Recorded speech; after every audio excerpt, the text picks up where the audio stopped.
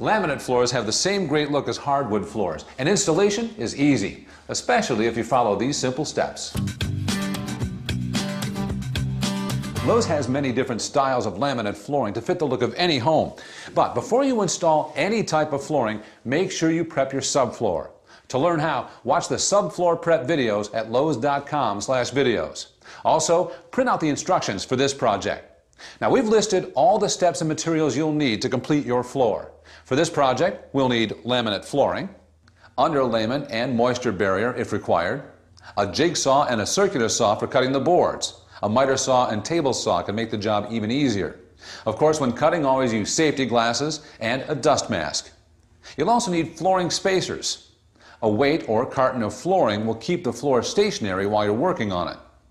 Use a tapping block, dead blow hammer, and pull bar to help join the planks. You'll also need a tape measure, pencil, utility knife, and a level. You may need some wood glue and silicone sealant too. Then to finish the job, have the appropriate transitions and moldings.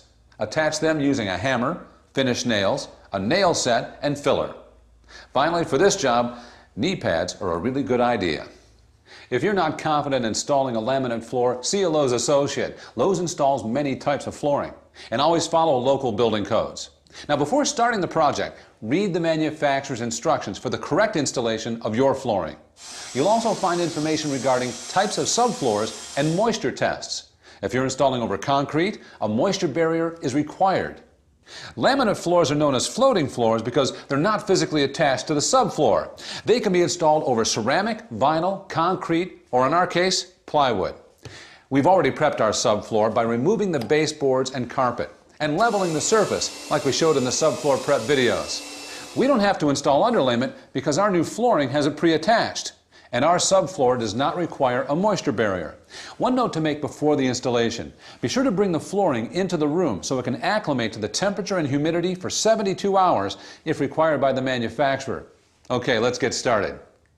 We lay our flooring with the tongue side toward the starting wall and the groove toward the open area of the room. But check the instructions for your floor. For the first piece in the corner, use a saw to cut the tongue off the long side that will be against the wall. Remember to wear your safety glasses. Cut the tongue off the long side for all the other pieces of row 1 as well. Our flooring manufacturer calls for a 1/4-inch expansion gap around the perimeter of the floor, so cut the planks accordingly and use spacers to maintain that gap. When the boards in row 1 have been prepped, it's time to start assembling the flooring. Begin piecing together the first few rows about 2 feet away from the starting wall. Our flooring assembles from the left to the right. Now, there are several methods for installing laminate flooring, so be sure to check your manufacturer's instructions. We're staggering our joints at least 12 inches, so we cut the first plank of row 2 to 32 inches in length.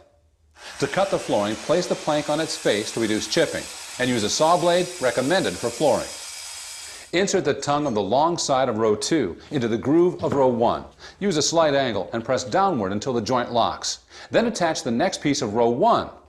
Join the tongue and groove of the short side at an angle and press down. Make sure the planks are perfectly aligned.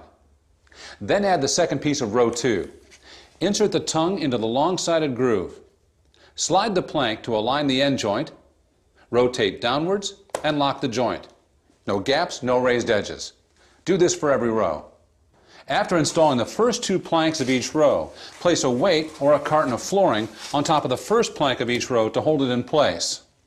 When a plank can't be rotated, such as under a door frame, see the manufacturer's instructions for using a tapping block. Once the first 2 rows are assembled, slide them against the starting wall, maintaining the 1/4-inch expansion gap using spacers. Continue installing the rest of the floor. Make sure the joints are staggered at least 12 inches. You may be able to use the cut pieces to start new rows. If you have obstructions like vents or cabinets, use a jigsaw and cut the flooring to fit. Make sure you include the expansion gap. And when installing around a toilet or tub, apply a silicone sealant to form a watertight seal. When you get to the last row, measure the distance between the wall and the last installed row. Then subtract the expansion gap. This is the width needed for the final row. When marking the cut line, don't measure from the tongue. Then cut the plank along the line. If needed, insert the last row with a pull bar.